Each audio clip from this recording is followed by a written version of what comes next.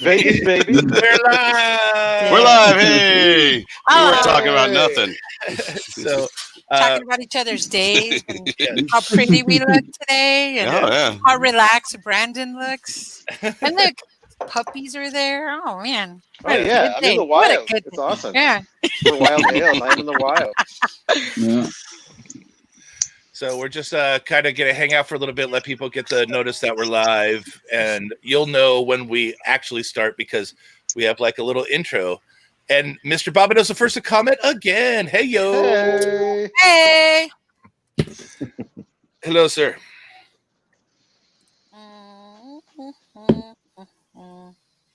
And I have sent out all of the prizes from last week, except for a couple people that haven't gotten in touch with us yet that I will yell at when we get to right that. on. Right on. Right. Cool. But most people have all got their prizes from our anniversary show. These are fancy stickers, by the way, guys. They are. Yeah, pretty I was classy. saying the same thing. I was gonna say, I think they're pretty good. So, I asked my one of my professional skateboarder friends where the fuck they get their stickers because skateboard stickers are just the best always, and where he told me, and they were great. Standout Stickers is the name of the company. Right on. Cool. Alliteration always in style. All right, I think we're pretty good. We got our Baker's Dozen here. Let's fire up the show.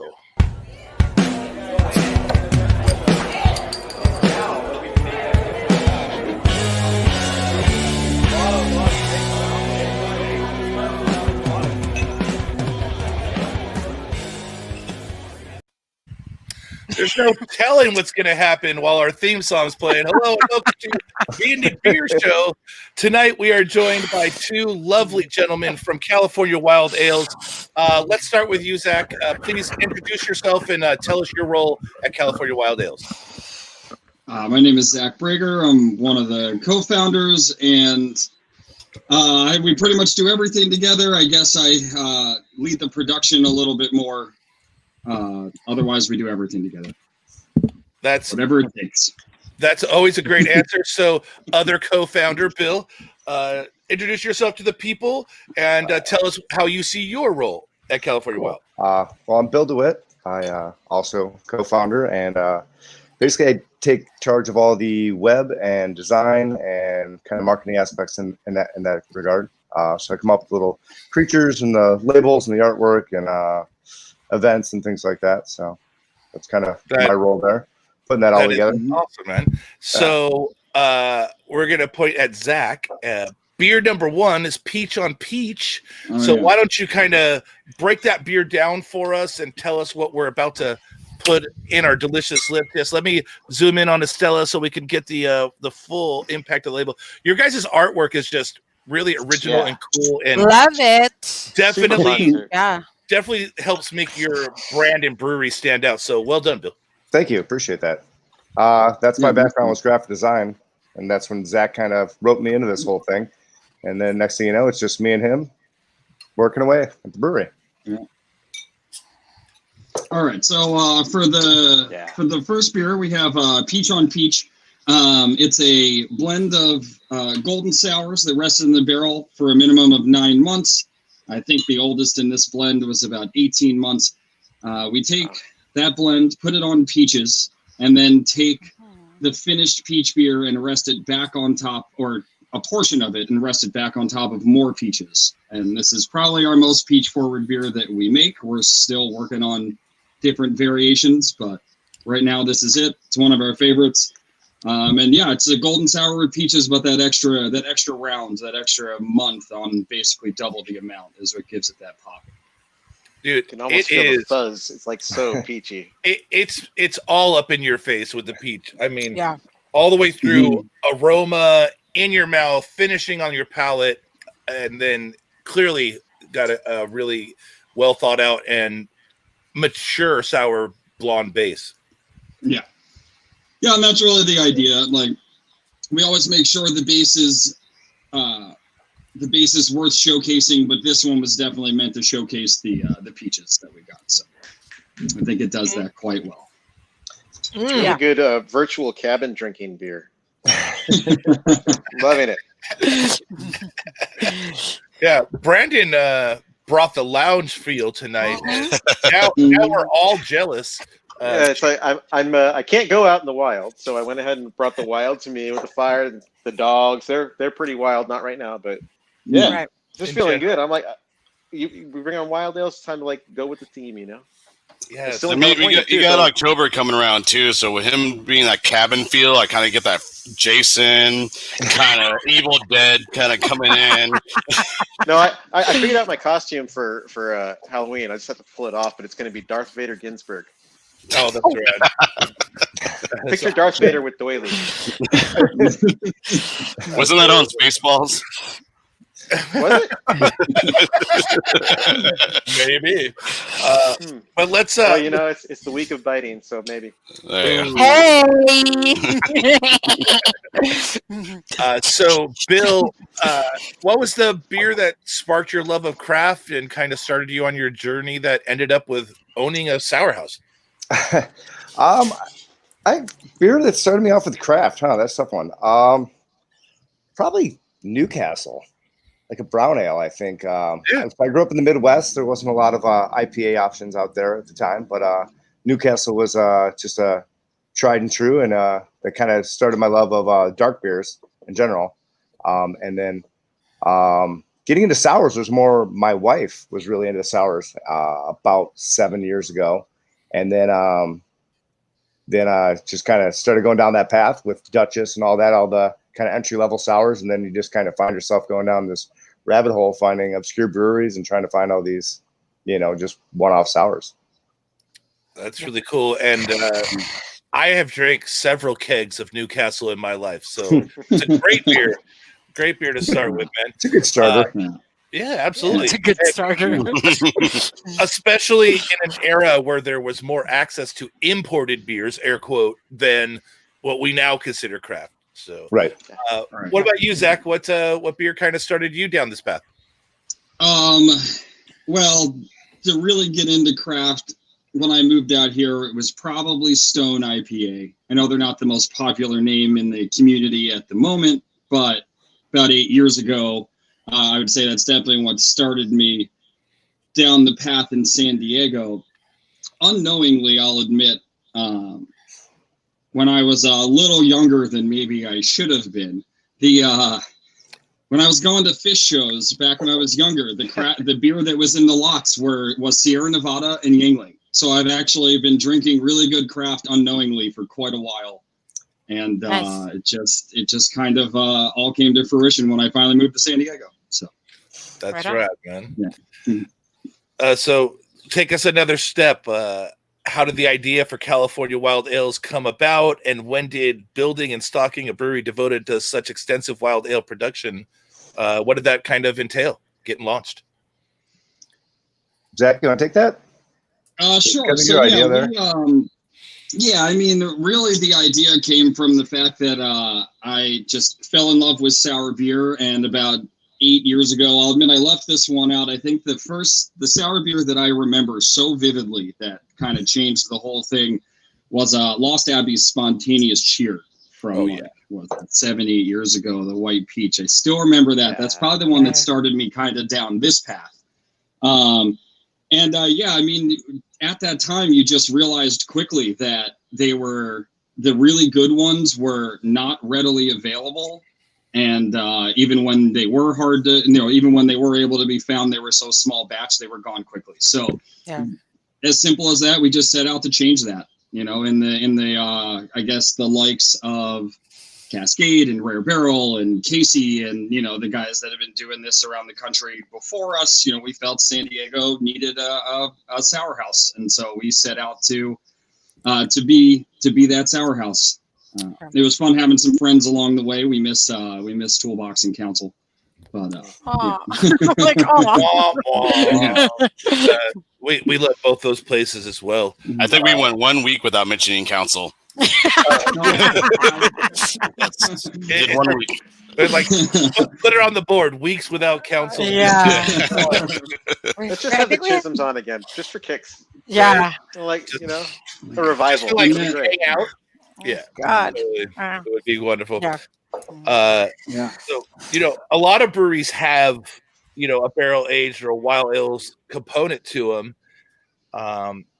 And they complain about the time and expense of these ventures and how it's really sometimes hard to recoup that investment. What made you guys decide that was going to be your entire business model? It's like what some people consider the lowest profit margin in all of beer.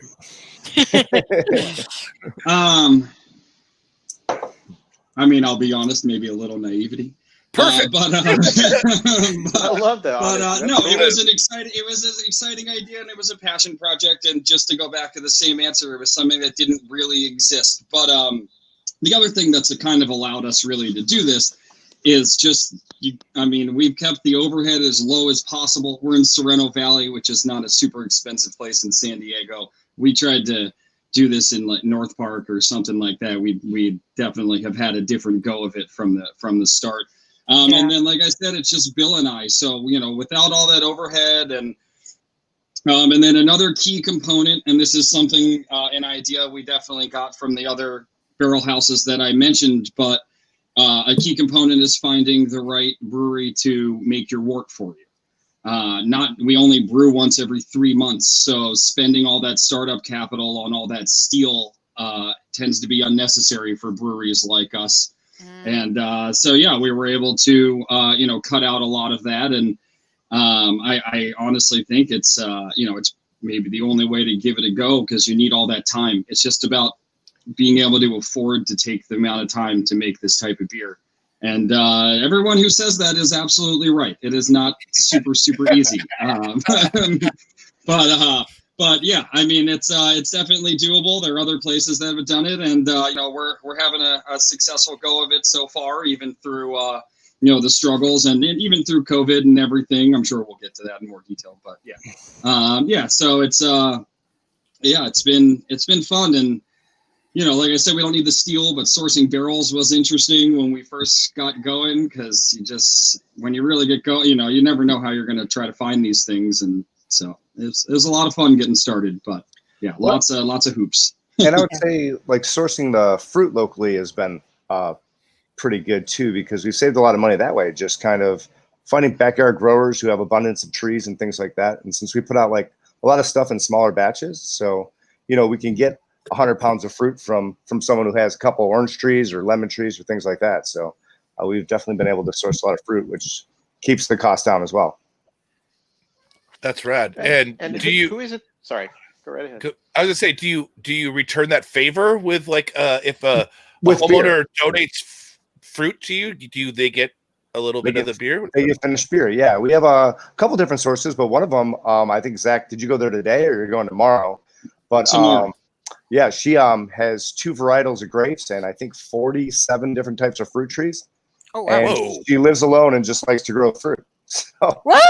So we're best friends, obviously. I was going to say, does she have a guest house you can move into? Or? Yeah. But yeah, we've gotten everything from Bear's limes, Satsuma mandarins, pink lemonade lemons. Zach's going to get some Cab Franc, I think, and Cab Franc and Zin. Yeah. The Zin grapes are the same ones we used in our rosé last year, which is one of my favorite beers. So I'm excited to be able to make that again. And then the Cab Franc grapes are new to us this year. She didn't have any extra last year, so that'll be fun. And we just had a lot of success with the grapes too. Yeah. So we did the rosé. We did a Muscat grape one that came out really well. Drank like a dry white wine, which was cool. And Zach's actually sourced a few different types of grapes from Lost Cause Meadery. So that's been kind of cool, getting some grapes that sat and finished mead, and then putting that on our beer too. So that's been a lot of fun. Yeah, I just got some cab grapes from Billy recently. The other Lost Cause is Billy. Yes. I get confused a lot with Bill. So yeah, that's really cool, man. And speaking of fruit, we decided to go with that for our top 3 this week, which is we're going to talk about our top 3 fruits to rest barrel-aged sours on. Straight, clean, sour blondes, reds, dark sours are phenomenal.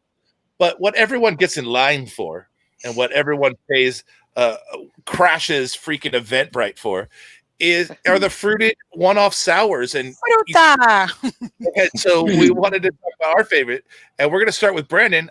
Your number 3 fruit for sours, Brandon. I really like rhubarb. Yes. Rhubarb So a lot of times there'll be people make strawberry rhubarb pie. Strawberry is so great for the sweet component, and rhubarb's such a great counterbalance with the sourness of it. Okay. It lends itself so well to beers, but there aren't a lot of them. But I've always really enjoyed them. One I really enjoyed was an Allagash Fluxus. I think it was 2017, and I bought several bottles of that. It was just really, really good. And collab brewed one with Cosmo once, a Belgian single with rhubarb. Nice. And it just lends a really neat flavor that's not just tartness. There's this little bit of vegetalness to it as well, or vegetality. I don't know what the word is, but probably isn't a word. But at any rate, it's something I've always really enjoyed. Enough to be number 3. Cool. That's freaking cool. And I guess we're going counterclockwise because it's Abel's turn, and apparently he's wild tonight. Woo! Hello, sir. I got it right on the first time, guys. I did it right on the first time. Oh, nice job. What's your number 3, sir? I mean, since we're drinking the peach is kind of my number 3. The Firestone Walker Feral Peach beer was one of my favorites, and this is a real good one right here that we've been drinking. So peach is my number 3. That's rad, man, and especially this one is fucking phenomenal. Yeah. It's gone already. My wife is a huge sour head, and I texted her that it was ready to grab, and it's gone. Well done, babe. Awesome. All right, Estelle, how about you? Number 3. I was gonna go with snozberries, but I'm Yeah. gonna go with raspberries. Right.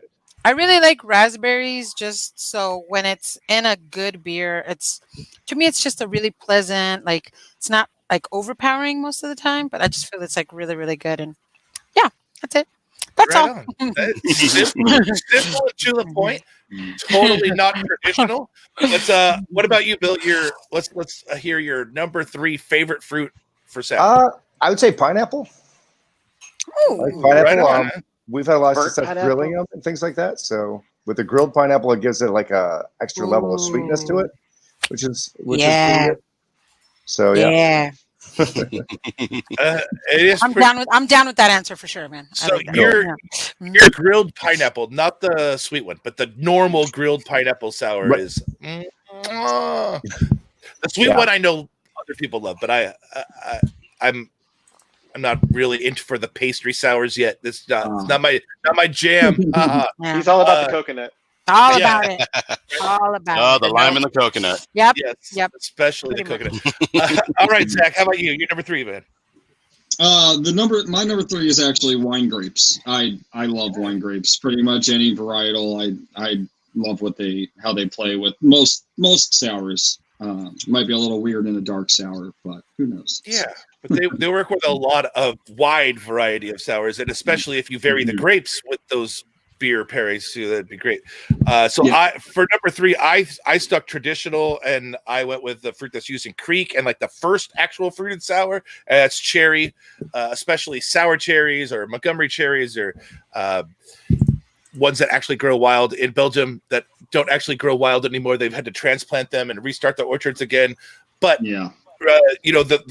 where this came from is from Goose's and Creek production, and hundreds of years ago is where this tradition of aging beer in barrels with bacteria to make them funky and sour, and then also be able to stand the test of time and sit in your cellar for 20-30 years. And like there's some Goose's that have a 30-year expiration date. Like it's great. So I stuck with tradition, and that made it cherry for the Creek.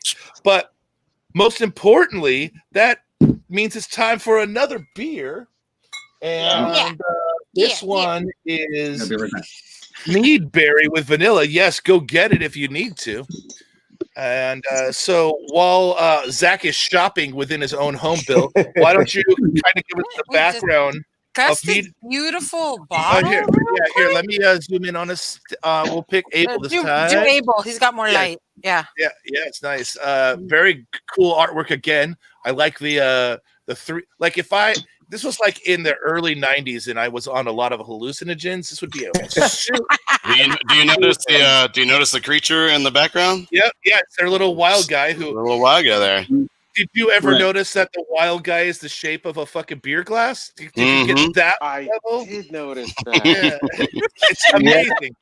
Amazing how they're all going together. So, Mind blown. Bill, why don't you tell us the story behind this beer that we're about to enjoy? So this one's a collab we did with Lost Cause, where we got some of their finished raspberries and blackberries that previously rested in their mead, and then Pretty color. it's gorgeous. It's gorgeous. Wow. And that's the raspberries and blackberries there. I feel like it's got a lot of raspberry. Well, the original one without the vanilla had a lot of raspberry on the nose with a lot of blackberry sweetness on the back end. This one has a lot more sweetness, I think, from the vanilla as well. So Yeah. I wouldn't But it's say not overpowering. It's not overpowering at all. It's like subtle. It's like a perfect little hint right there. It's good, man. Yeah, Zach's got a good touch with the vanilla. He's been doing most of the vanilla work when we're added to the beer, and he's got a good feel for kind of the right amount for it. So I take away from you, give it to Zach. Good job, Zach. Good job. I got to give credit where it's due there. Yeah. No, this one was a lot of fun. This is the first thing we got from Billy over at Lost Cause. He actually texted me one day, and all it said was, "I'm about to pull a couple 100 pounds of blackberries and raspberries out of my mead. Can you use them?" And I was like, "We're sure as hell going to find out." So, Yeah. so I went and grabbed them all, and actually at the time he also was just pulling out like 40 pounds of cocoa nibs and some pecans, so I took those too.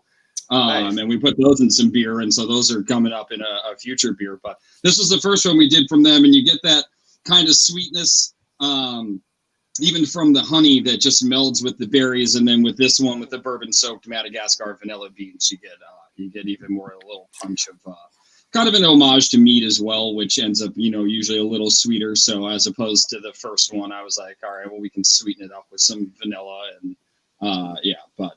We'll have to get you guys some of the original too. So, Brian, you want to take care of those comments real quick? Absolutely. So, yes, Heyo Babineau, you were first. Very important question, Zach. How many yeast have you cultured from your beard? Wow. Hi, Justin, if you're still there, by the way. 0 as of now. Excellent. The answer is 0. He always has Beagle hashtags. Thank you for the cultures. Danielle didn't even was very surprised by Brandon's setup, as he should be. The other Brandon totally got the joke. I don't know who has the pet kangaroo. He's talking about Brandon. He's talking about Brandon because Brandon's got dog. Oh yeah, because the dog was up front and the ears were just poking out. So right. Yeah. There you go. You're a star. Look, it's your pet kangaroo. Yeah. Thank you, sexy producer of podcasts, for saying that we're hot. We appreciate that, man. Yes, Zach has his pet as well, and we'll see what happens there. And Matt Babineau likes Bartlett pears, and Dan Diego's for the show loves Dogfish Noble Rot, which is a crazy good beer. And what the fuck? Is that? That's what I was talking about. Take care of those. Yeah, we're getting spam. Nice. Okay. Live. You don't want to earn $500 every 2 days? But it's a Bitcoin. Bitcoin still exists. Yeah. I hope so. I've got a few. Hey, I'm going to call that number. Hold on. What the hell? I even put it in the fucking video. Thank you, Spam-a-lot. Yeah. Appreciate that. She addressed it to Matt Babineau, so Yeah, straight to Maddie. Maddie, get on that. Get on it, Matt. Well, if we're done with that big and important comment, I have a really quick question. Yeah. Please, let's do the show. Yeah. First off, I love the fact that while there's a little bit of enhanced sweetness in this beer, I like that it still really stays true to the wild ale. What fans of wild ales expect. It doesn't go way too far in that territory. It's really nice and very balanced and very drinkable and still plenty tart in the best way. But I don't know if it's proprietary or not, but can you share who produces the wort that you use for your beers? Oh, for sure. Mike S. All right. Oh, okay. Yeah. They've done Cool. shoot, they must have done almost 8 or 9, our last 9 maybe batches. Yeah, the first 2 batches were done by Groundswell. Groundswell, yeah. And that was back, I think, when I think Giggles was still their head brewer. Don't mention his name more than once, please. Yeah, we Just can't put me 2 more times. If you say it 3 times in a row, No. you said it once, leave it there. I'm not familiar with the no-nos on this show. I guess I should. before coming on. There's none. Yeah. So that was quite a while ago, and then and then Mike Hess has done our work for a while, and they've just been doing a great job, and every time it even gets a little better, and they just just dial it in. I think they're having fun making it too, and it's so we literally just have the wort made, and so it's just the unfermented side, so it's also nice. They just have like a 4 or 5 hour brew day, and then we come and take all the beer, and we're gone. It's like we weren't even there. So. Nice. Yeah. Do you have them run a full 30 barrel batch each time, or are you a half batch, or it's a full 30 barrel batch? Full 30. And actually, we it's usually we have them go a little high gravity for certain proprietary reasons, and so they actually, the reason that they're the brewery that can help us maybe the best is because they have what's known as a super 30, which is basically a 40. And in order to do what we need them to do, they need that extra capacity, which I did not know until about 3 or 4 brews ago. So I was glad we reached out to the right guys, because otherwise they may not have been able to even accommodate when we asked them to raise the gravity and everything. So, cool. So they've been doing a great job, and Well, and it's a great setup. And so do you guys transport it back to California in raw barrels? Do you guys use stainless steel totes and transfer to barrels? What's the transportation process? So we use 330 gallon IBC totes. So we put it right in the tote, bring it back there, and then pump it directly into the barrels. So it sits and ferments and ages right in the barrels. It's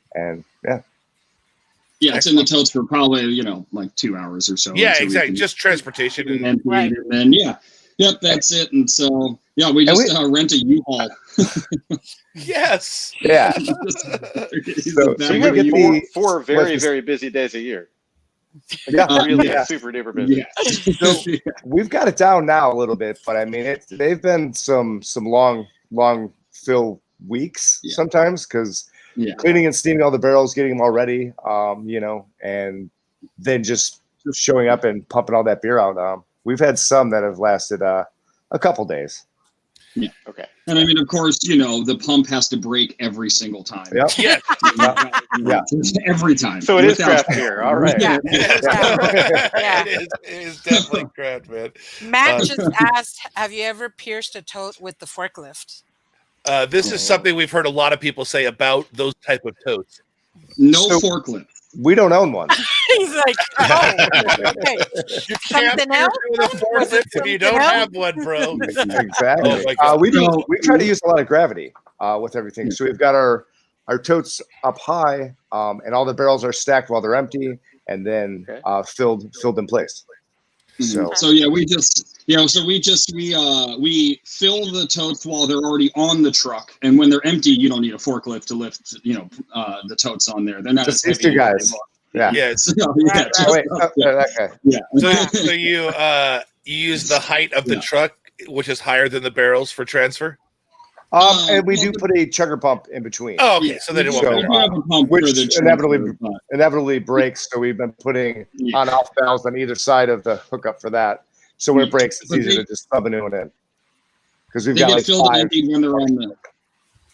They get filled and emptied when they're on the truck, though. So there's no reason we don't need a forklift to get them on or off. Yeah. Otherwise, I'm glad I've never run into that before. That sounds terrible. From what I understand, I talked to a brewer that did it with a blackberry mead, and it was horrible, and it's ruined everything that was under it, because blackberries stain everything, concrete, wood, everything. Wow. And they didn't know for a day. So like they screwed it up with the forklift, dropped it in place, pulled the forklift out. Now the leak starts in the back. No one knows about it. Ruined a whole 11 barrel batch. That's this particular brewery would fruit their sours in a tote and then transfer into packaging off of that. So they went barrel, tote. We've actually mentioned them earlier. Anyways, we'll just keep going. Just keep going. Down the list. Yeah. Yes, exactly. Yeah. So speaking of your guys' beer, what have been some fan favorites? Maybe one that you didn't expect to take off, but like, what are your hits according to your fan base? Our biggest one to date, I guess, has been the pineapple upside down cake. That was one that I had been talking about for years. We had started with the peach cobbler, and then we did a cherry cobbler, then a blueberry pie, and I just kept talking about I want to do a pineapple upside down cake. It's like you like desserts or something. I'm actually not even into sweets, which is funny. I hate pie. Well, I do like pie. The hardest part is sourcing those maraschino cherries. So I made all the. He just uses them for Manhattans. So I have a jar in the fridge right now that I actually literally make my old fashions with it. Sorry. But I got 75 pounds of cherries or 80 pounds of cherries and pitted them all and made homemade maraschino cherries to put on top of the beer. It takes a long time pitting them. That's probably the biggest thing. I think it took me about 12 2, 3, 4.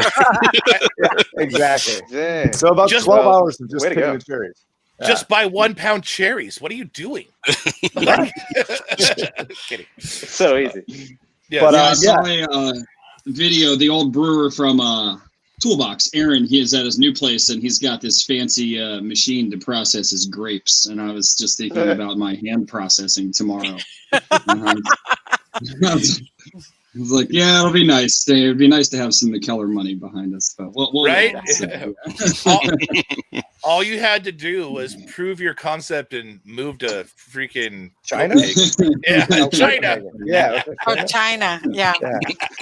One of the I'm C not places. Aaron, but yeah. So, Zach, you're going to get off easy doing the grapes tomorrow because I'm doing the prickly pear cactus. So, talk to me Oh, about this. nice. Donuts. Hells yes. So my neighbor's got huge prickly pear cactus outside, and I usually get about 60 to 70 pounds of it off every year. So we made one last year that we might be releasing this weekend. I don't know. Yeah, I don't know if we're getting it out this weekend. Yeah.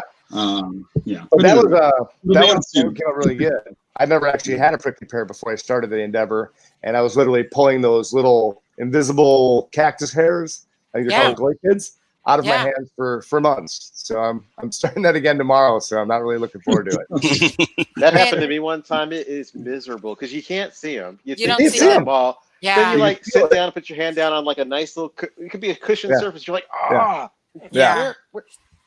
In my mom's hometown, they have a whole festival for tunas, which is prickly pear. Oh, okay. And they have it like all different ways and stuff. I just buy it in a bag already cut, and peeled, and everything, and then they just throw some lemon on it, and it's delicious. So that's one thing that Zach and I totally do a lot of is just processing all the fruit that we get, finding the fruit and just figuring out how to process it. Some of it's a bigger pain in the ass than others. The loquat tree, I got a loquat tree in my backyard, so we make that every year. Yeah, but even those are kind of a pain. You got to get all the seeds out. Yeah, and they have those big seeds, and they're this big, and you need like you're not loving a lot of fruit either, so you feel like you just did a lot of work. It takes forever to do about 1,000 of those bad boys. So but yeah, that's last year not a lot of purees, and we definitely don't do concentrates, and just we just like to fuck with real fruit. Yeah, that's really cool. Last year for the peaches, we got clingstones, and so that was fun. I don't know if everyone knows what that is, but the fruit literally clings to the pit, so you can't just cut them and like twist it off. So we let them get as ripe as we could before they were basically going to go bad, and we basically hand pureed 1,200 pounds of peaches. Whoa. Throw the pit out. So they're just mushy, and you mush it down and throw the pit away, and that was it. You guys ever heard rip them to shreds? You guys ever heard of child labor? Get it in there, man. Get that child labor in there. They have little hands. It'll be faster. Well, oh my God! Why do it? That's my big question. There's so many fruits. You got to ask. I think it speaks to the passion, but like, why would you do that? Why? I mean, you get a little bit more control. That magnificent that you gotta do it. Yeah, well. And those were just, those were the peaches that we were given and that we liked, and it was, it was worth it. I mean, even cutting them apart is definitely a lot of work. And 1,200 pounds is going to take a long time, one way or the other. I know. Okay. Okay. Yeah. So. Well, the price was right too. So that's exactly. Yeah. Instead of getting the big buckets Pariah or having them shipped or whatever, when that's all said and done, it gets kind of pricey. So. Well, keep the overhead down, I guess. Brandon, you know the saying: when life gives you peaches, you make beer. Come on. It's the pits. Heyo. So speaking of, don't stone me. Sorry. Yes, that was a solid pun. Yeah, anyway, funny. So, what are some of your more experimental or more weirder beers? I mean, you did mention one fruit earlier that isn't like very few people know about, but like to you guys, what have been some of your more experimental beers? I'd say the most experimental would have to be the sauerkraut. Yes. Wow. We made that with purple cabbage, which gave it this amazing red color. I mean, that might be the prettiest beer to date that we've made. But it has with the salt. So we made homemade sauerkraut with the salt, the fennel, and the cabbage, and let that ferment. And then I added that on top of the beer. We made about 5 gallons of that because we weren't really sure about it, but it went over really well. That was a lot of fun. And I'd say the second one would be the Pickle Rick, Zach? Probably. Yeah, that one came out a lot of fun. We made a beer for Comic-Con last year. Again, I made, I think, 5 or 10 gallons of it just to see if it would work. And it was the biggest hit last year. So we actually bottled it this year for the Comic-Con event. But that's just cucumbers and dill from my backyard and then fresh peppercorn. And if I have one request for batch 3, it's a little more dill. I mean, more dill? Just like that much. Okay. It was really freaking good. Really freaking good. I want a little less dill. Okay. No big deal. No big deal. Salt is all right. Compromise. That was you, Brandon. Sriracha A tops. Compromise. That was Brandon's line, by the way, Bill. I know. I had to do that one. So before we move on into our number 2s, I just have one more question for Bill about the sauerkraut beer. Did you use the sauerkraut as the bacteria that fermented the beer, or was the beer fermented first and you were basically fruiting with sauerkraut? We're almost fruiting with it. So it was there was maybe a little secondary fermentation, but I wouldn't call it that much. But what we did do with the sauerkraut was we had our friend from Where to Eat California come and make brats for everyone. And we used the finished sauerkraut that was in the beer and put that on the brats and served it with the sauerkraut. So that was fun. Damn, I totally bummed I wasn't there. Using the pink cabbage definitely helped because the color, I think, made it more appetizing to try to serve somebody a sauerkraut beer as well. You could have just left the sauerkraut out of the name and said, "Here, try it." Right. So a lot of people, honestly, most people just saw it tasted kind of like a goza. It was just briny and salty, and just so it was just kind of like a purple goza for the most part. But it definitely it took a little convincing sometimes to just like, you got to try it. You just have to try it. So when people would buy the Mega Flight, they would think it was one of the kind of yellow beers. So when I told them it was the pink beer they were drinking, they were like, "Holy shit, I really like that one." I didn't think I was going to like the sauerkraut. So, okay. And so the reason why I asked is there have been people that have made sour beers using that as a source, lactic fermentation, and then they use that to ferment another sour beer. And I really have a curiosity as how much sauerkraut quality that would bring to the table. So anyways, I didn't get that beer anyway, so I don't even know why I'm having this hypothesis live on the air. But if somehow you're a home brewer that soured your beer with freaking sauerkraut, I want to try it. But let's get into our number 2s. We're going to go backwards this time. We're going to start with Zach. Zach, your second favorite fruit to rest sour beer on? My second favorite was peaches, as far as just what's normally highly sought after and everybody always enjoys. And obviously, like we talked about when somebody mentioned peaches for the third one, this peach beer is one of our favorites as well. So Yeah, what he absolutely. said for me. Yeah, isn't peaches it were on my weird- number weird 2 stuff? for sure. So what he said. Yeah, so peach for Bill as well, and a very solid and well-deserving ranking. What about you, Estella? Cherries. Yes, yes, it's like clockwork. Yeah, I really like cherries, and it was almost my number one, but something else beat it. But yeah, if I see a sour cherry beer, I'm gonna try it like every time. So yeah, Right on. Senor, Yes. over to Good you. job. Good job, Estella. Thank Yeah. you, thank you, thank you, thank you. Mine would be passion fruit. Oh yeah, Ooh. great. Yeah, so passion fruit. I like the way it kind of really blends well with each other. So yeah, passion fruit. Oh, Also, man. It's too bad we don't have any. Passion fruit beers seem to re-ferment a little more than some other fruits, and they really tend to be a little more sour. So good pull, like that.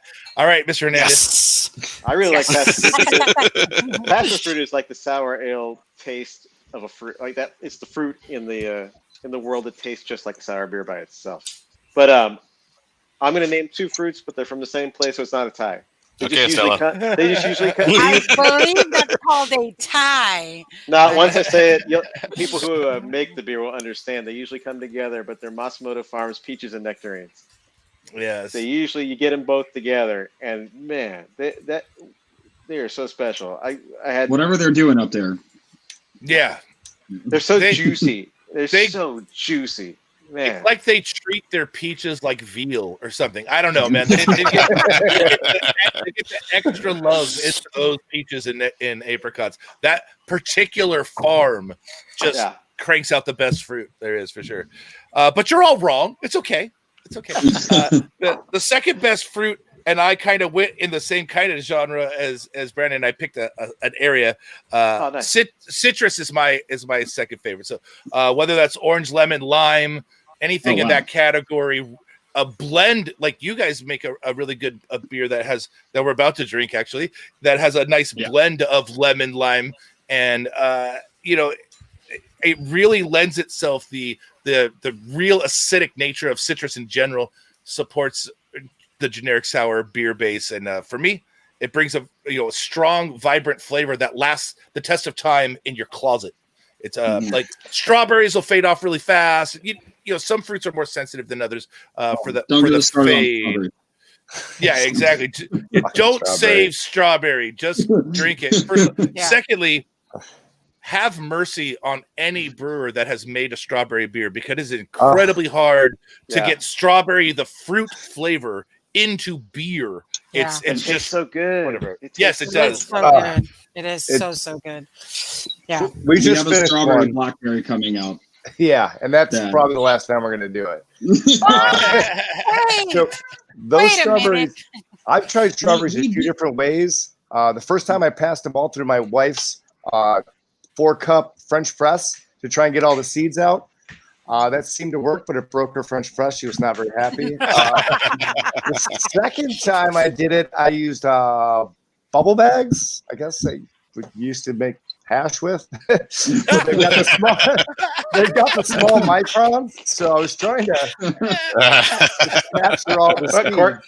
Corned beef hash browns? I don't understand. Exactly. But the seeds are what ferment into that plastic kind of ester, that weird plasticky flavor. So this time, I think the strawberry sat on the beer for 9 months, 12 months, and I ended up give up. I ended up having to put some blackberries in there too to help trying to get the fermentation started again, to help scrub out that flavor, and it eventually it went away. But yeah, it took every bit of, I don't know, probably 10 months on fruit. So do you guys think that's the hardest fruit to work with? It's not the hardest to process. It's I would say these prickly pears tomorrow are going to be a pain in the ass. Okay. But I got a torch this time, so I'm hoping to burn the hairs off before I peel them.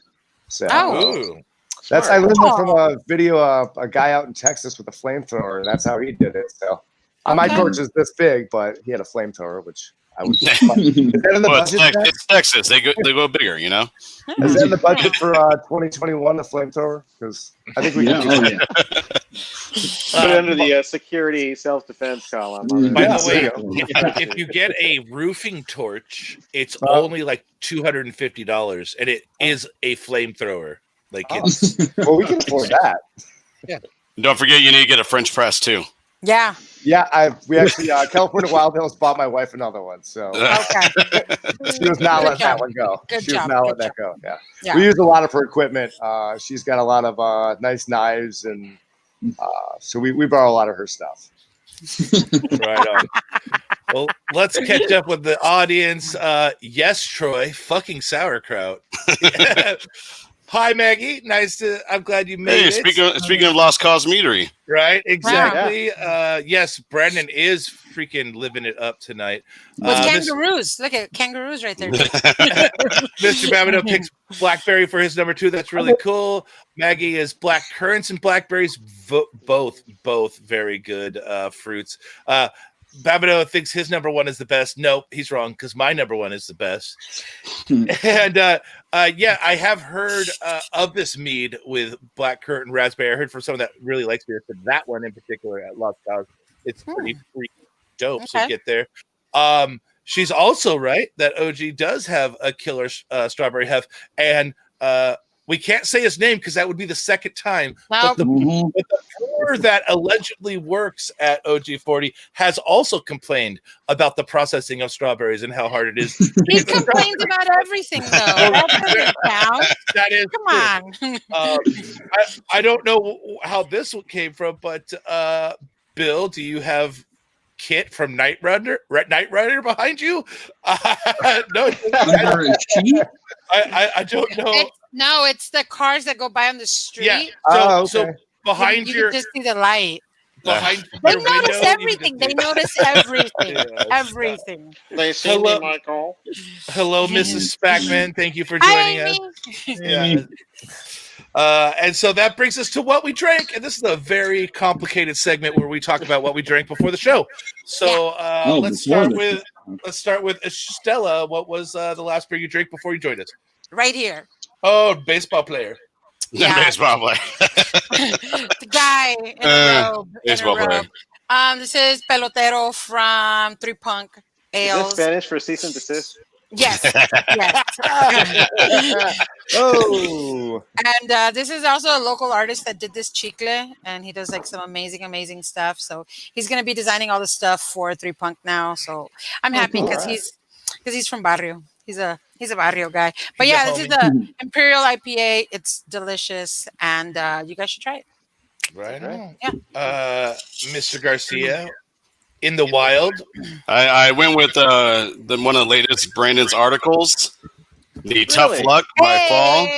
And since we're doing sours, this is a pomegranate kettle sour. Ooh, and I haven't tried that. Okay. Yeah, no, it's really good. It's got a lot of like fruit punch kind of taste to it, but not like very subtle, like no sourness kick, but a little subtleness to it. I feel well balanced. It was really good. And it goes to a good cause. Angela, if you don't know, over at Fall Brewing, she got breast cancer, and so a lot of the beers. Yeah. I went there that night and bought 2 4-packs, and then tipped him like $40. Everything went to Angela, and they had shirts. Of course, I got there late, so I missed out on the shirts.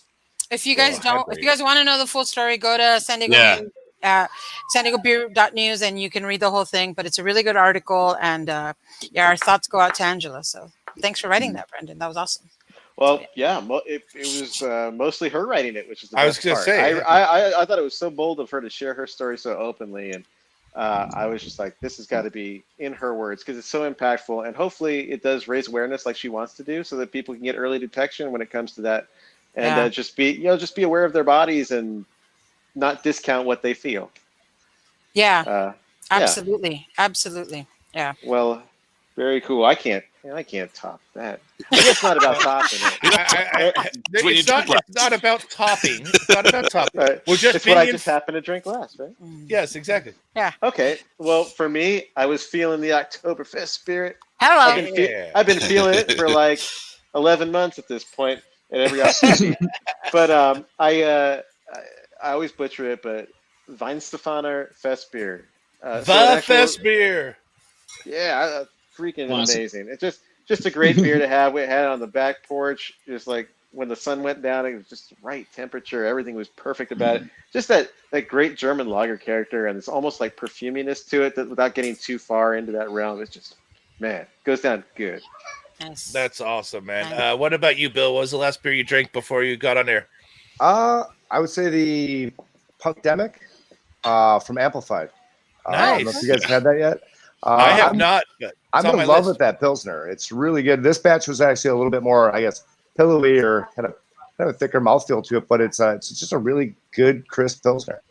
And, I like Sebastian Widman over there. He's a great guy, so I always try to support. Cool. Yeah. Right on. Yeah, we love Amplified. They're great guys and girls. Mr. Breaker, what about you? What was your last beer? I guess technically I started this before the show. All right.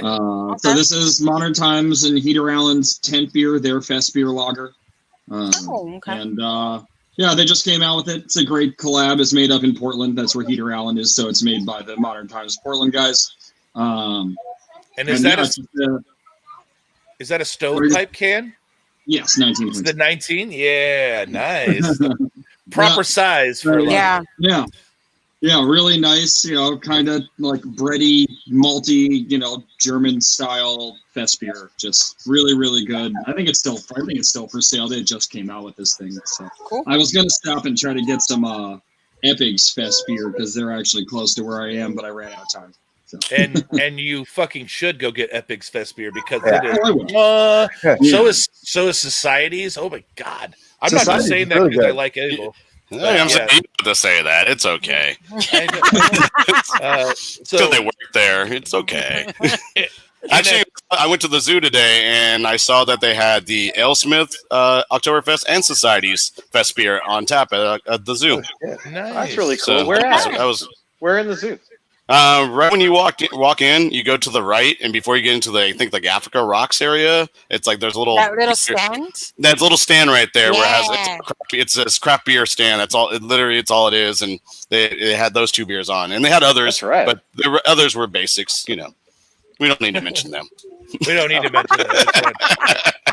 And so for me, in some weird turn of events, I drank a Pariah beer last, but it's Smilex, and so I gotta do the obligatory can trick. But this year, the Nelson that just came out for 20 is very pungent and in your face, and this is a great shining example of how amazing that hop can be. So if you have a chance, grab it if you want. I don't really care. If you don't buy it, I'm gonna. So if you don't buy it, there's more for me. And I love this stupid brewery so much that we're gonna cram them into next week's show. Hey, what's your catch me count? What's your catch me count? So I'm only at 6. But total. What are we at total? So that's 33 this year. And it'll be 40 before the show easily next week. I just had other beers in the way. So don't choke on this, man. Don't choke. I will. Batch 2 of Catch Me Coastin'. If you guys don't know what they're talking about, the first batch I fell in love with, I drank 27 pints of. And when Brian from Pariah was brewing the second batch, he texted me and he's like, double or nothing. I'm like, I don't know. That's a lot of beer, but I'm gonna give it a run. I'm certainly gonna easily drink 12 from this batch minimum. I really enjoy the beer, but we'll talk about more of that next week when it's actually on the fucking show, not just something I enjoy. Which let's get the beer that is on the show. And please. And I didn't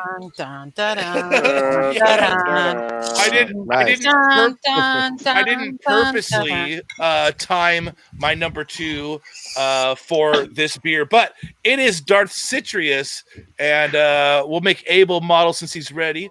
And Bill, or Zach, why don't you go ahead and break down what this beer is and where it came from, and obviously it's homage to Star Wars. So good. Right. So I thought it was I thought it was Spaceballs again. Sorry, my bad. The shorts is strong. This beer also comes from our friend's Summer's Yard. All three of the fruit, the Bear's Slimes, Satsuma Mandarins, and Meyer Lemons all came from Escondido. And when we got them, they're just so perfect. I just wanted to try to showcase just the citrus and just from her yard and everything. So we decided to add a whole bunch. I'll admit it has so much citrus flavor because I think I overestimated how much citrus you need. So it's great, but it's definitely very citrus forward. Yeah.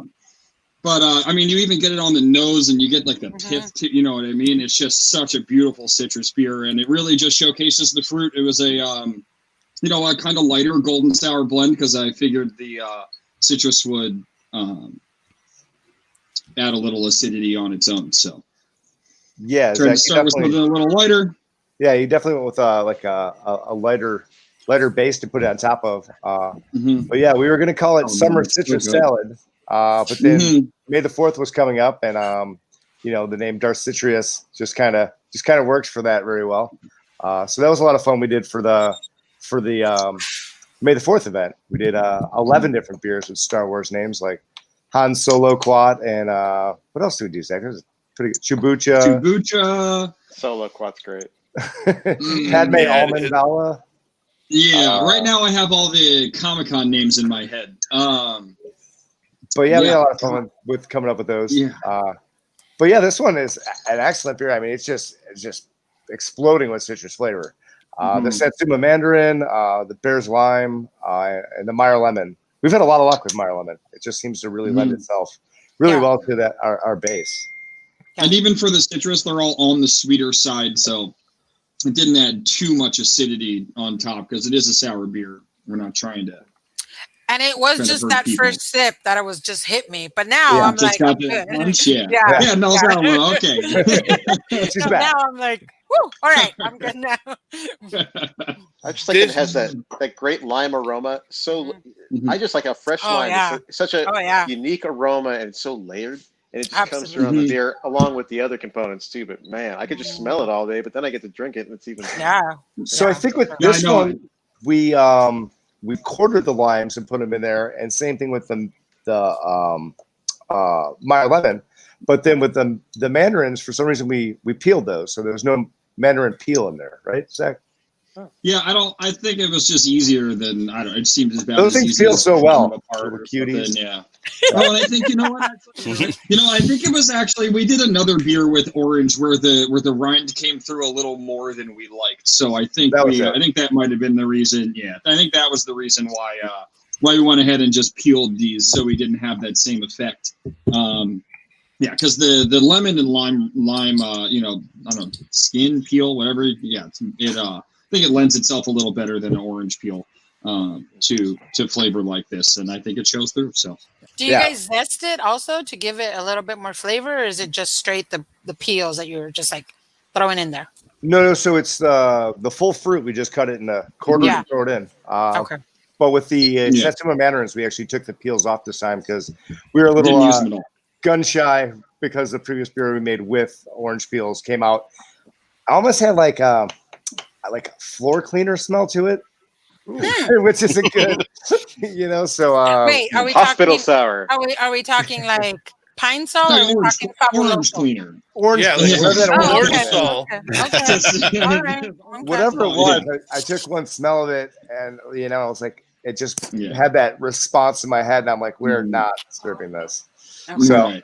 So the cool thing with our style of beers, we do a lot of back blending and mixing, and you take 15 gallons of this and blend it into another 45 gallons. Now you have 60 gallons of finished beer, but it's just in there as a layer, an accent.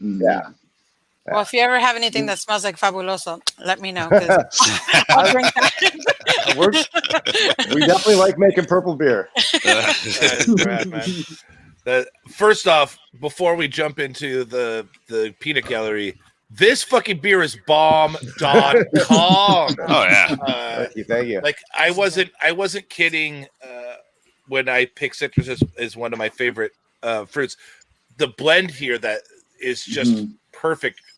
You're getting a lot of deep acidity and sourness from the lemon and lime combination, and the mandarin orange are just kind of like a suggestion of sweet. Like it brings no sweetness to the table. It's just like the memory of sweet within your palate as you're drinking it. It's fucking. I love this beer, dude. And, thank you.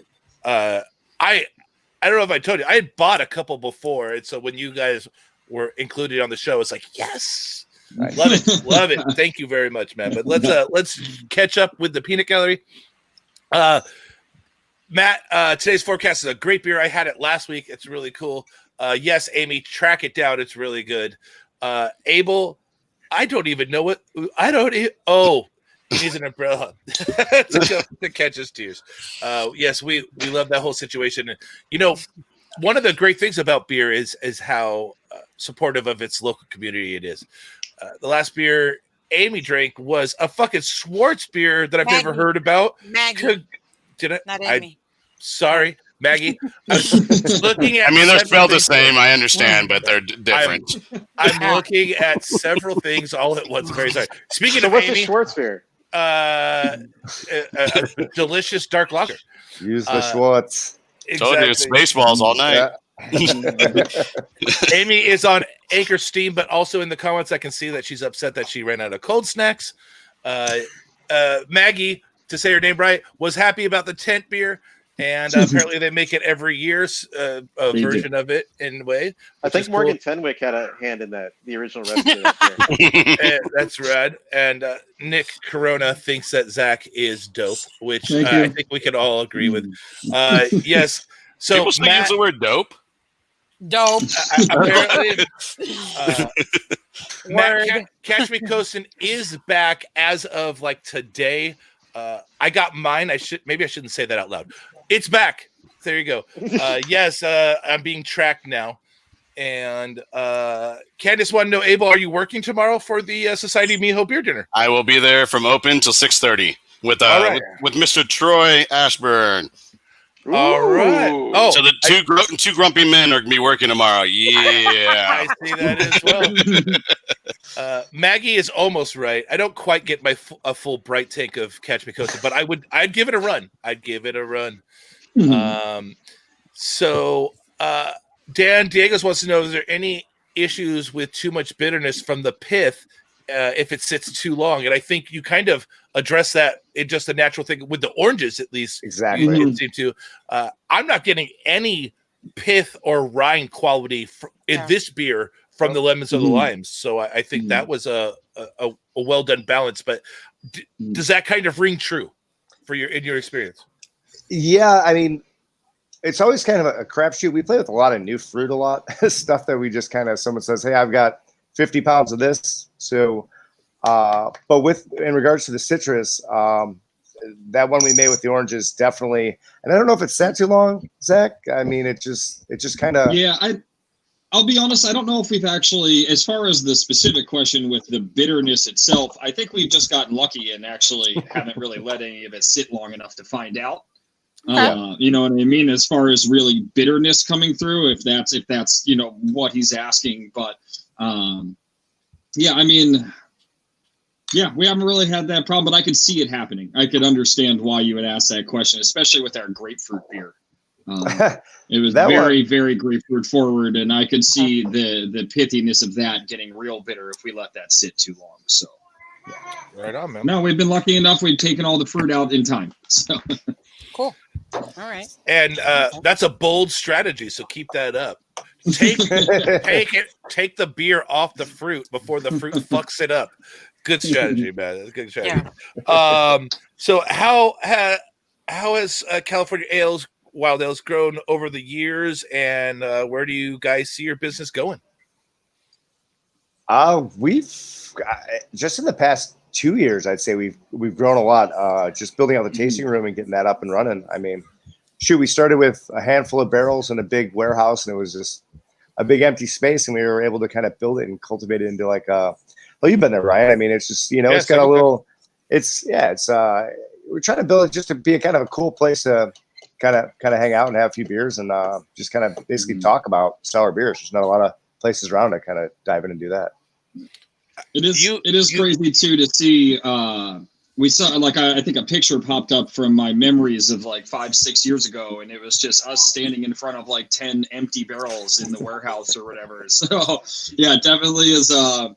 When you see those, it does put in perspective having, 100 barrels stacked up and, the totes everywhere and bottles everywhere. And, we're actually running out of space for bottles and things like that. So yeah, it really has come a long way. And the tasting room's constantly making changes. It's fun to see like our longtime fans that have come in and seen it from the get-go. And every time they come in, thanks to Bill's, artistic eye and everything, he's always making changes. He comes in, he's got like a whole, like a bunch of 2x4s under his arm, and he's like, "Oh, I'm building something." I'm like, "Okay, that's fine." I was like, so, yeah. So we're always trying to make upgrades and everything, and yeah, I mean, it's definitely been fun to watch it grow, to see what it's where it really has come from even just 5 years ago. So cool. Yeah. Well, speaking of that timeline, how do you think you're going to change over the next 5 years? With everything going on with COVID now, and everyone's upping up production to different bottling and canning and things like that. I mean, ideally, we were looking at tasting rooms as of January or February of this year, and then luckily we didn't pull the trigger on anything, and that's just kooky talk now. So we're just kind of focusing on getting the delivery or distribution kind of going a little bit. We've got out to we're in 8 states now plus DC, going through a company called Bev. So we use their platform, and they basically just send us invoices, and we ship the beer out through them, which has been really cool. And that's something that we had been talking about for a while, but never probably would have done it if we didn't. Well, I guess we would have done it, but I mean, it kind of forced our hand because you had to find new avenues of sale. Being able to pivot when this all happened. Luckily for us, I do all the web design, so we were able to just shift our whole shop online and just start selling like week 1. But as far as 5-10 years, I don't know.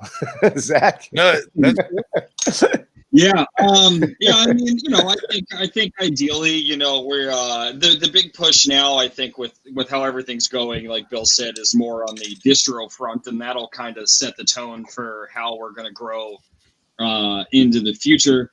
I mean, 5 years from now, probably another tasting room or 2, and ideally just I don't know. I mean, we never had like crazy illusions of being, huge. It's hard to have those with this type of brewery anyway. I mean, you look at look at Cantillon's been around for 100 years. It's still a hole in the wall in Belgium that you have to find if you're lucky. So, you know what I mean? So it just this style just lends itself to staying small, and we're, happy to do that. I mean, as a, random example, like the guys at, Celador are about where we are, except I think they have like 2 employees, instead of 0. Ooh. So it's like, big shot. like yeah, right. So it's just kind of, like, I think that's that's our goal, is really just to or at least for me, this to make this sustainable for a small group. And if it if the demand is there, and we end up growing nationwide, and we'll go from there. I will say, I guess it's not out of the question that we try to make some clean beer eventually, but nothing's in the works yet. So that's good.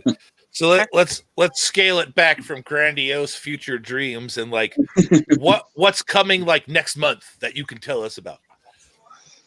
Well, we're opening up. We opened up last week again with food and stuff like that. And we're gonna have an outside patio going on now too. So we've partnered with. Yeah, we've got our permits filed and all that, and then rubber stamped by the ABC, TTB, and ABC. So we're gonna be right outside of the deli too. So hopefully we can help get some business for them as well. Cool. Yeah, that'll be fun. Just being able to open the patio and everything. Then we just packaged the pineapple upside down cake yesterday, so that'll be released in probably about a month and a half or we might hold that one back for a beer week. As soon we don't know what anybody's doing for beer week yet, I suppose. Right. But we're gonna do stuff. Yeah. Yeah. I sent We're that gonna over have to you, some fun Brandon. regardless. So yeah. So. It's going to be the greatest beer week if you're the type of person that likes to pick up things to go. Like this beer week is going to be off the chain for you. If you're like I like to go pick up things and go home. It's going to be great. But right. So before we move into the next and final beer, let's kind of break down like how have your operations been? I mean, really, like what have you been able to offer the public lately? You said you're just opening your patio again, which would allow outdoor drinking on site with a food purchase from the deli. Right. But how have you been operating in this middle time?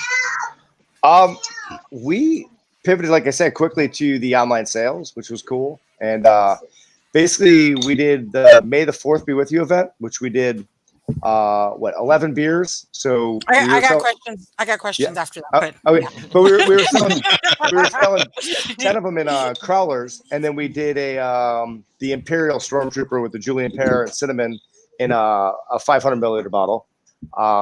So that went really well. And then we did our beer club membership. So we started our beer club up again, which was a nice influx of cash because we had been working on a lot of different beers. So we had beer available. And then we did our Comic-Con event, which was 14 beers. Was it 14 this time? 13 or 14 beers. But, something like that, yeah. Yeah. But yeah, that went well. So keep track. Kind of, sure. Kind of having those events and stuff really kind of gave us a little cushion to kind of scoot through the COVID so far.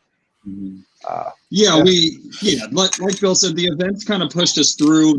We've really just been able to offer to go stuff for now, but we realized that there's not really an end in sight, so we have to figure it out. For a minute, we were having a little trouble finding somebody to do food for us. But the deli stepped up. They were actually happy to do it as they haven't been open since it started. So it was a nice way for both of us to get back open again and help support two small businesses. So that was fun. And last weekend we were open for just indoors. And then when it looked like we were going to get dumped back to the purple tier, I contacted ABC, and luckily they are... Luckily, they're not dragging their feet on pushing these through. So we actually would have had our patio in line by this weekend. However, now we basically doubled our capacity by having both available and finally have a patio that you can sit at, which is always good in San Diego. Except for the heat wave. We have AC for anybody that wants to come sit indoors. But yeah, that's really what we've been able to offer through this thing. And like Bill said, the events pushed us through, and helped us get through this time. But yeah, like I said, with no end in sight, it was time to just figure it out because we haven't been, we couldn't drag our feet on that anymore, hoping we were going to get back open. So definitely understand that. Go ahead. I wanted to know, first of all, thank you for celebrating Star Wars. I appreciate it. Abel appreciates it. I think we're the Star Wars crazies on here. But I'm not going to start an argument. I'm not going to even Yeah. Just tell me your favorite character and your favorite movie. No reasoning behind it. Just straight up. Why? Because I'm not going to start a war. So. Favorite character, I'd have to say Han Solo.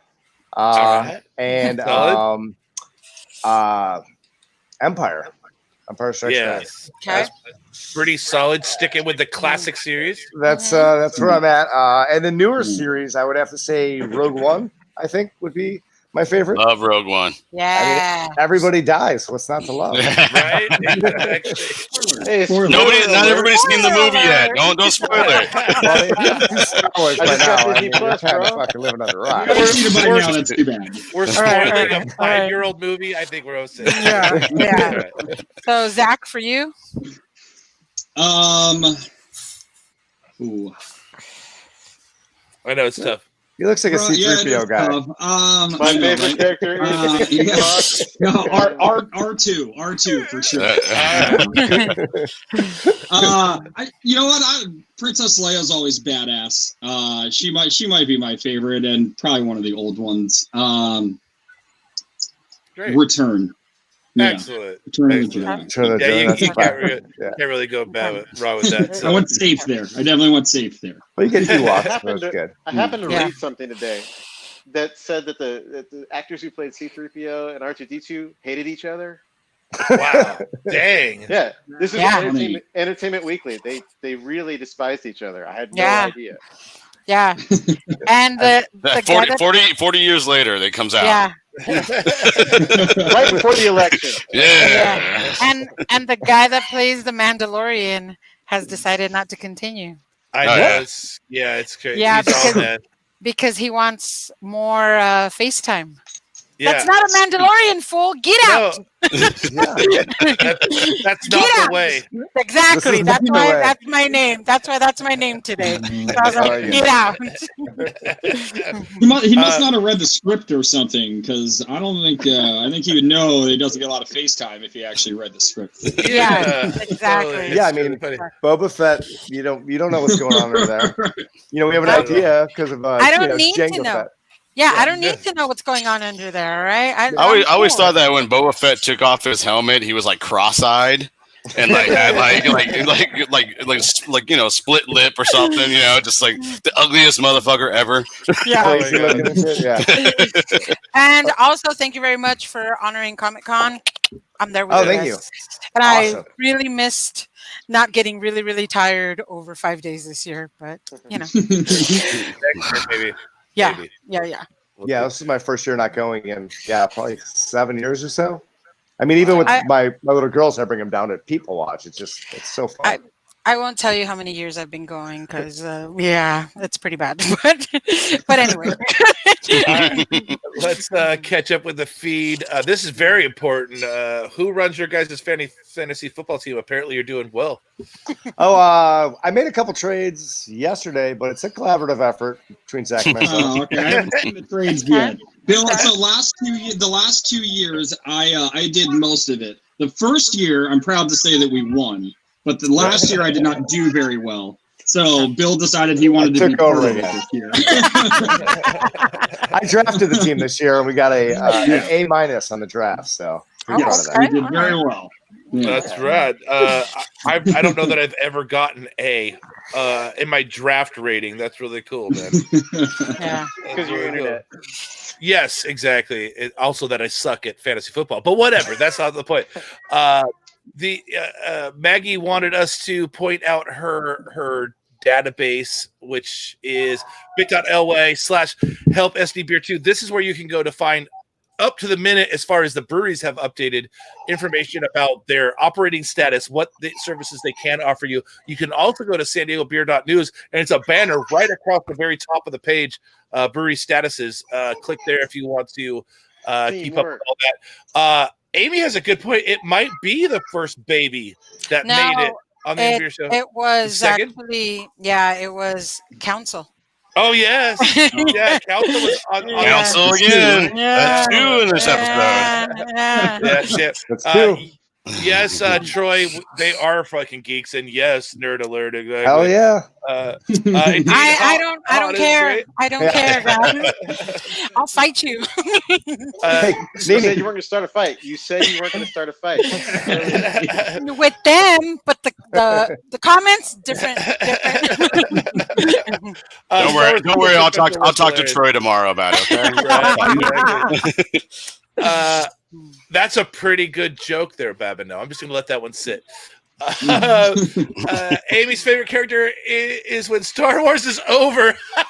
Good one. Hey, Amy, friendship over. I really like the font at the beginning when it's scrolling up. That's right. Maggie loves Ewoks. That's pretty good. And Amy is apparently in love with Troy. Yes, Join the club. so it's pretty funny when people like report their birth year because I'm like, damn, I was 7 when you were born. Jesus, man. And yes, Matt, we didn't even make it 5 minutes before we had to reset the council brewing board. Yeah. Well done there, folks. Well done. Oh, really? That's how it is, huh, baby? We're really funny. Is that a Tickle Me Elmo back there? What is that going on? Oh, man. Children. Nothing proves to me more that my vasectomy was the right decision than the sounds of children. Anyways, yes. Come here. Oh, we're gonna have a baby on. We're gonna have a baby on. One sec. We're gonna have a baby on. We've All right, so that's the show, folks. Thanks a lot. Yeah. So while that's happening, Zach, why don't you break down your Black is Beautiful beer, which we are about to enjoy here. I'm gonna go get it from the fridge. Hi. Say hi. Hi, Quinlan. Hello. She has a Rapunzel shirt. There we go. Hi. I love your Rapunzel shirt. Hi. Yeah. Oh, she made it. Now. Yes, indeed. Number 1, strained peas. Oh my God, that's great. So Black is Beautiful, Zach. What are we about to enjoy here? So this is a 9% dark sour, kind of sour.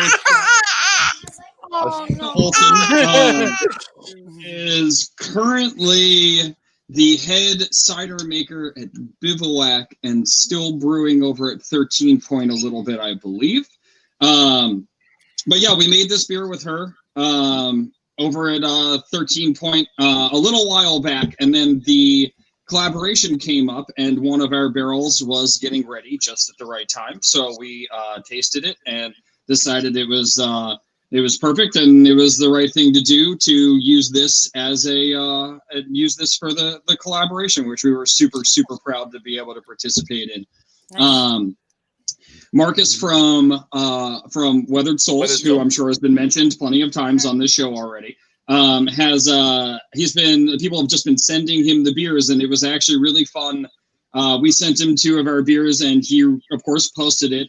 And it was even fun to see him say that he was like, I think this is the only sour out there that's been done. So that was fun to only Wild Ale. That's true. Maybe there was another sour, but he did say that was the only Wild Ale. So that was that was a lot of fun.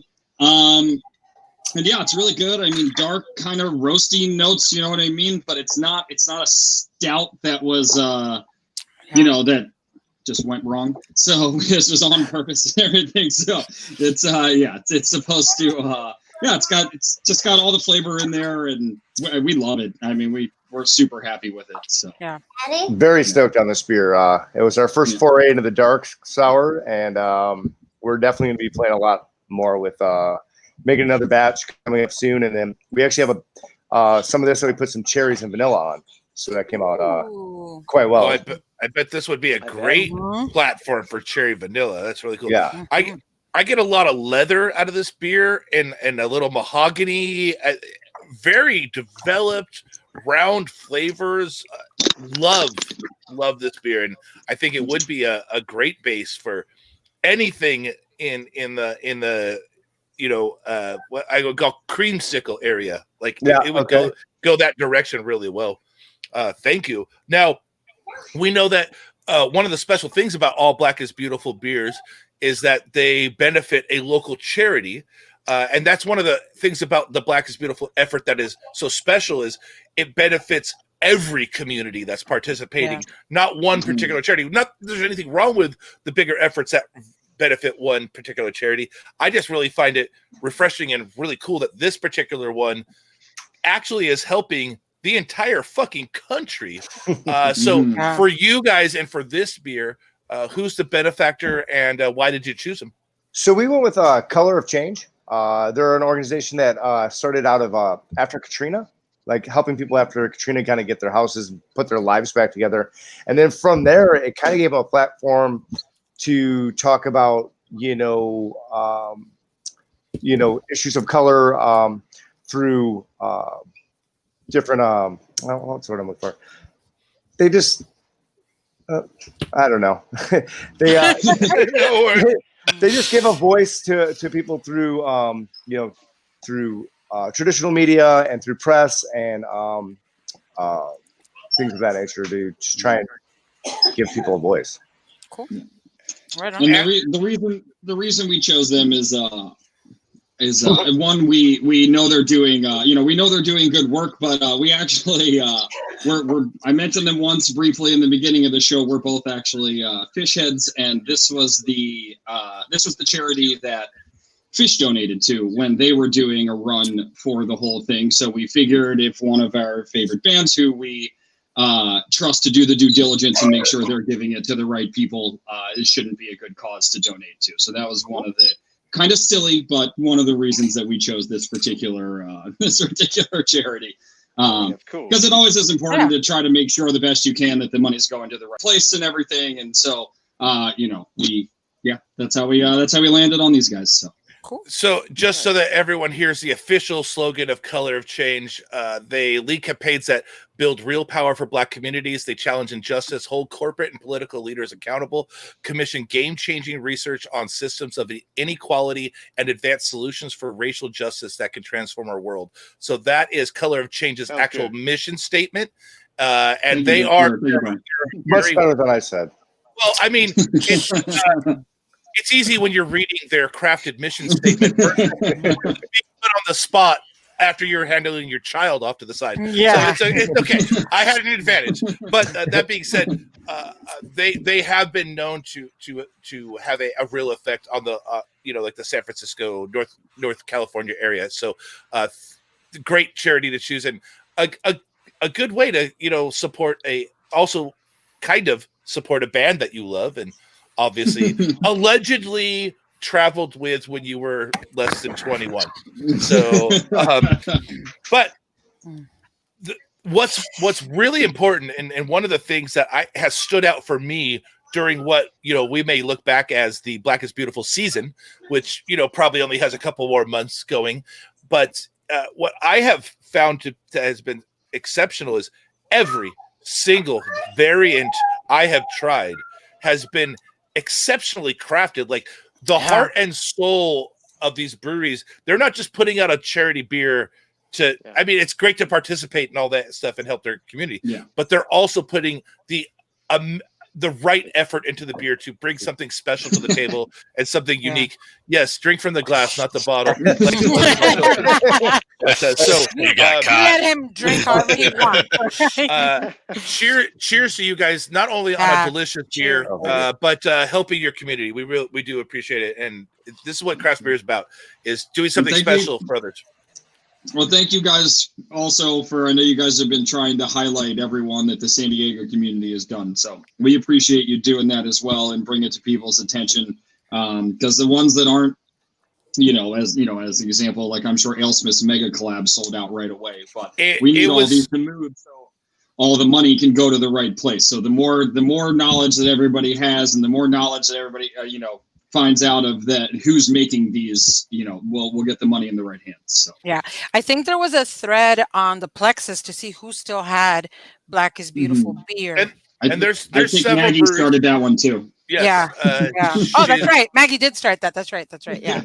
And there's still Thanks, Maggie. There's still several opportunities within San Diego County breweries, and I believe that there will be there's still more that are coming out, but we're on the backside of the slope of the effort until we hit round 2, and who knows when that'll happen, but more than 1,100 breweries nationally have now participated in this. Now. Wow. Yeah, it just crossed 1,100, which is just awesome. just wonderful. It's wonderful. Yeah. So basically, that's 1 in 5 of every craft brewery in America has participated in this particular effort, which is just tremendous and really cool. Really cool. So now it's Mr. Hernandez's time to shine. We're in the let's drink beer the whole show and then be cogent. Yeah. Yes, indeed. Can you guys see the little characters in there? Here, 1 second, and we'll be able to. There we go. You see that? Yeah, see, you crammed your little characters in the mosaic in the background. It's really cool. I couldn't help myself. But that's all part of making it your own and something subtle and really cool trick, man. Cool. But that is so cute. I didn't notice that. Wow. Kind of hit him in there a little bit. Yeah. It's San Diego Beer.news time. Mr. Hernandez. It sure is. What's going on in the world of beer? Well, I've got a story for you today. So Caruth Cellars is the largest urban winery in San Diego County.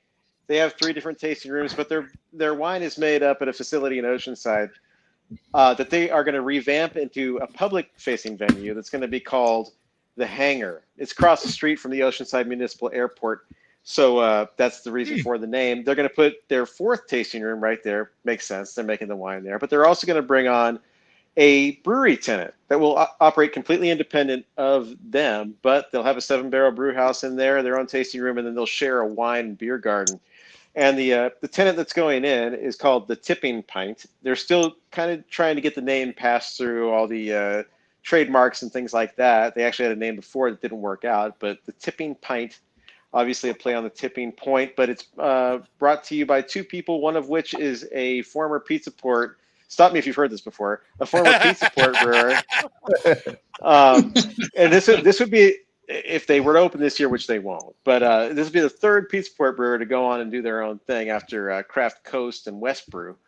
But he's going in there. He used to head Solana Beach. He worked at the Carlsbad Village location twice. Once, I think both times as an assistant. But he's ready to go in there and make IPAs, stouts, just about run the entire gamut, but also make what he calls culinary-inspired beers that, of course, have adjuncts in there to have familiar food flavors as well. They're going to have a kitchen that they share with Caruth as well, but they hope to open about spring 2021 if everything goes as planned, as much as anything goes planned with COVID going on right now. But it's another exciting project from a Pizza Port alum who's got good credentials. He has a GABF medal for the double red ale category back, I think, in 2017 or 18. So should be pretty exciting. Cool. Fun, man. And okay, I'm going to go ahead and punch a big hole in their dreams right now. Spring of 21 is not going to happen for them. I say this, and I think Zach and Bill can kind of testify to this. When you are opening a brewery in San Diego County, before you start, when you're doing the business planning and the business model and the funding and this back end stuff, before you actually put a shovel in the ground, you have to have this almost insane self-belief and self-confidence. And this Carruthers, I mean, they've done it 2 or 3 times with what they're familiar with wine, but now they're bringing in 2 other entities that they're not very familiar with. It's going to complicate things. They're not going to understand every aspect of, the ABC versus, their regulations that they deal with for producing wine, which are, for some reason in California, much looser than the regulations that cover producing beer.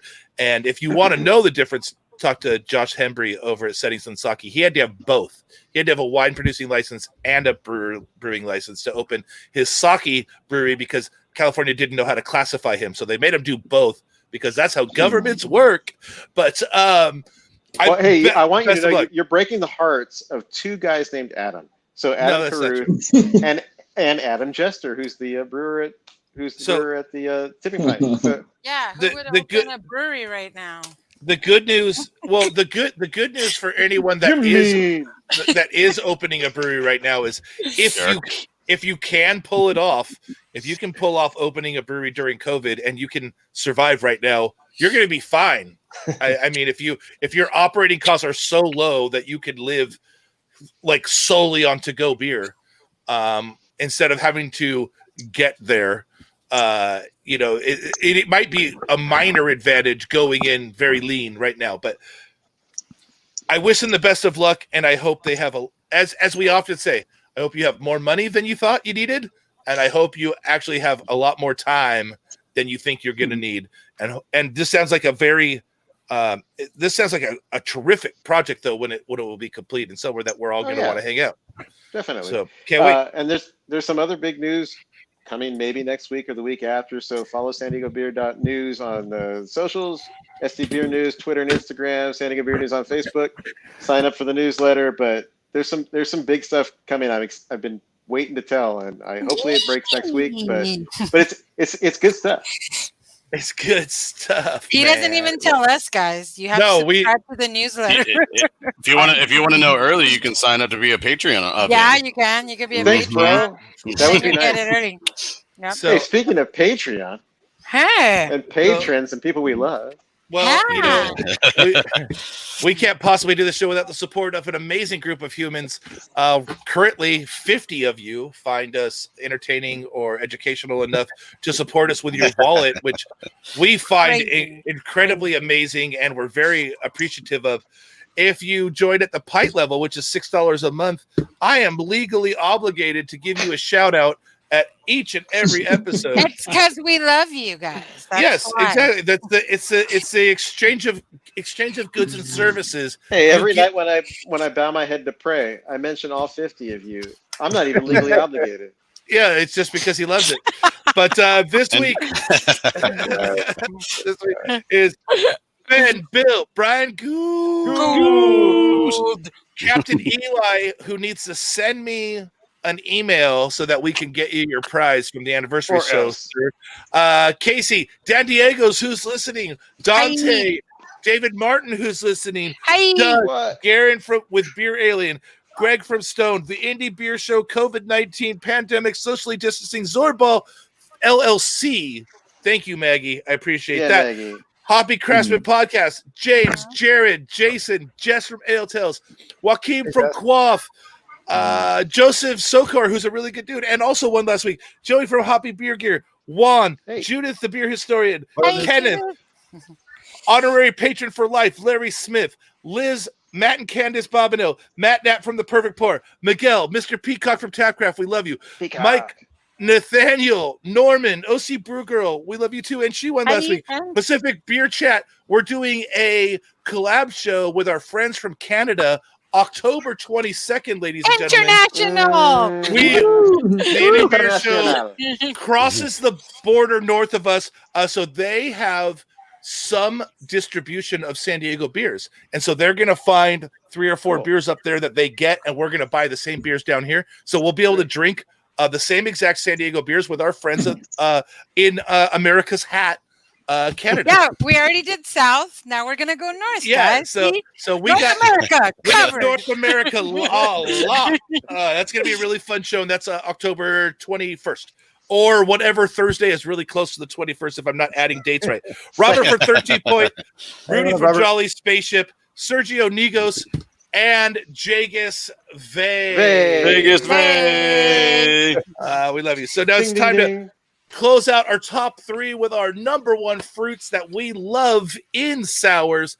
We're going to go clockwise again. So, Estella, what is your number 1 fruit in sours, lady? Peaches! Love them. So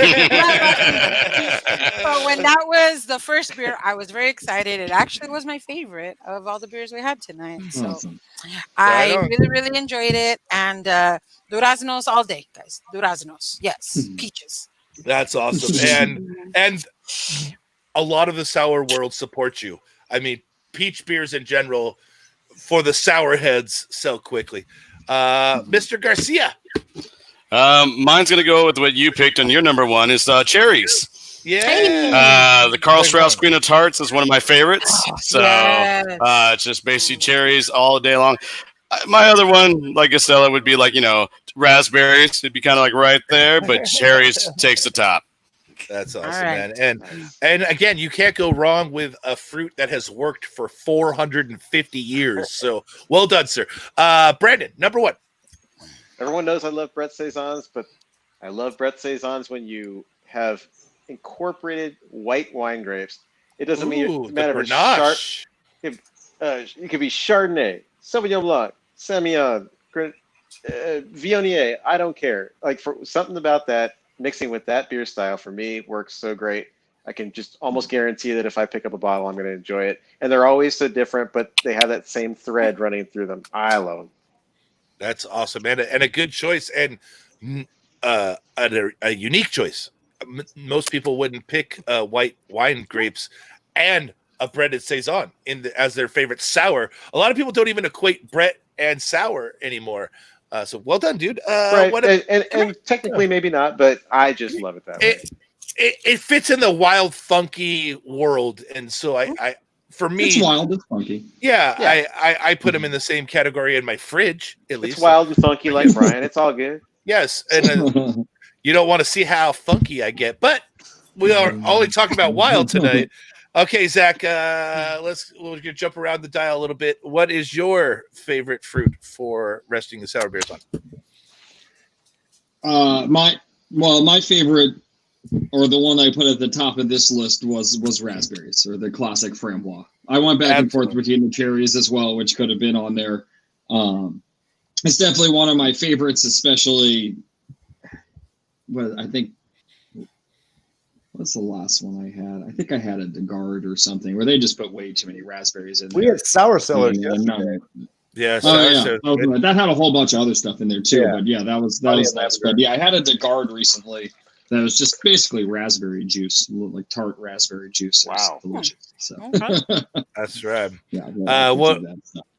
I very well respected fruit, and again another one that's used in a traditional goose type of situation. What about you, Bill? I like blackberries. I think blackberries are good. So kind of along the same line of just a good berry sour.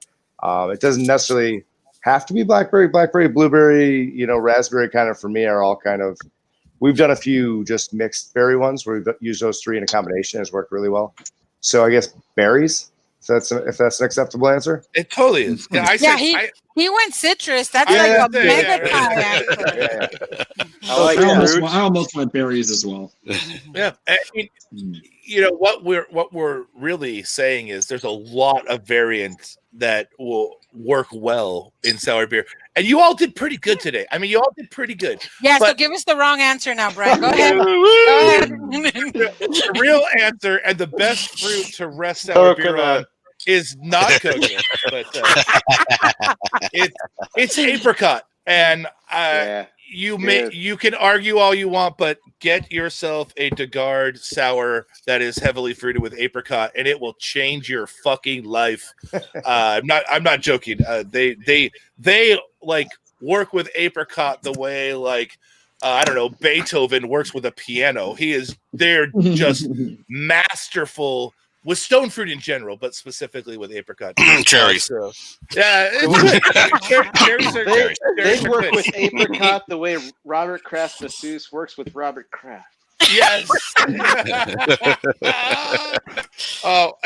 by the way, I'm really okay that they're not releasing that video. I'm okay. I'm okay. Keep that one private. Nobody needed to see that. Yeah. Nobody needed to see that. Nobody needed to see that. So Zach, while Bill is doing something, why don't you tell us about the best social media channels to keep up with everything California Wild Ales? So Facebook and Instagram are our best social media channels for sure. I believe we have a Twitter account, which is pretty much just Instagram, Bill, if I'm not mistaken. I crossed from there, Right. Just Facebook and Instagram. And then we of course have our own website with our own store on there, and of course an email list. But yeah, just the regular channels, I suppose. So what is the address of said website? Oh, sorry. What are the addresses of your Facebook and Instagram? It's California Wild Ales. Yeah, at both, right? Again, we're talking to the brewers and the owners, not the media people. So we gotta. I built the website. I know. You were asking. No. Bill does the media. Bill does the media. So I thought we had all employees on here. Right? Yeah. So Instagram and Facebook is California Wild Ales. Your website. Yeah. In case you are wondering, is CaliforniaWildAles.com. Exactly. And I have purchased. That one I knew. I was to say, I've purchased several beers from your website. Your website is very easy to navigate and purchase beers from. So thank you. Cool. Thank you. Not everyone was able to pivot as efficiently. A lot of and they still work, but a lot of breweries that like added online purchasing of beer after the fact, where it wasn't like built into the framework of their website. It doesn't function well. It's a little chunky. But yours is very smooth. So thank you. I appreciate that. That's what I did before I started this whole mess. So right on.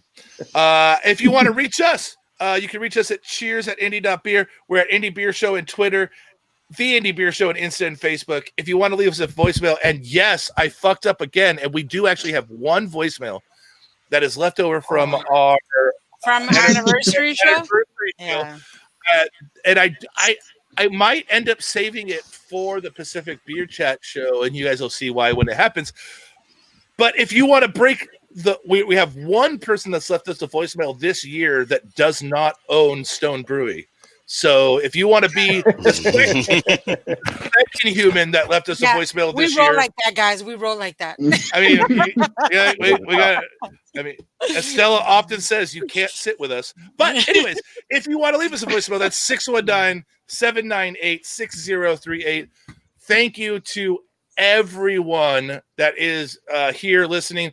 Apparently, we'll get this last one in before we go. Maggie, by the way, if you are someone that needs a social media manager, she is available. She just wants everyone to know. We have one. It's Bill.